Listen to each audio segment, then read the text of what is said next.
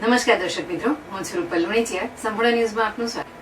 યાત્રાધામ અંબાજીના જનરલ હોસ્પિટલને 50 બેડથી વધારીને સરકારે 100 બેડની મંજૂરી આપી અપગ્રેડ કરી દેવામાં આવી છે.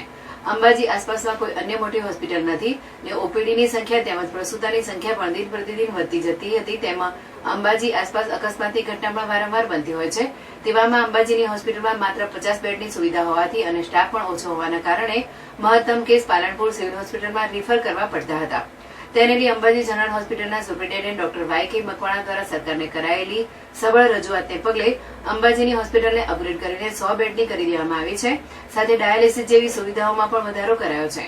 આ વિસ્તારની આદિવાસી મહિલાઓની પ્રસૂતિ વખતે મહત્તમ લોહીની વિશેષ જરૂર પડતી હોવાથી પાલનપુરથી મંગાવવું પડતું હતું, પણ હવે આ સુવિધામાં પણ વધારો કરીને આ હોસ્પિટલમાં બ્લડ સ્ટોરેજ સાથે બ્લડ બેંકની પણ અંબાજી ખાતે મંજૂરી આપી દેવામાં આવી છે.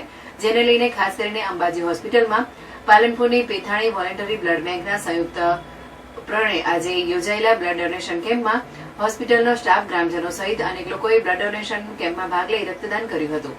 અને હવે 100 બેડની હોસ્પિટલ કરાતા નિષ્ણાંત તબીબી સહિત સ્ટાફમાં પણ વધારો થશે. જેને લઈ પાલનપુર રિફર કરાતા કેસ મહત્તમમાં ઘટાડો થશે તેમ અંબાજી હોસ્પિટલના superintendent doctor Y K. Makwana general hospital અંબાજીએ જણાવ્યું હતું.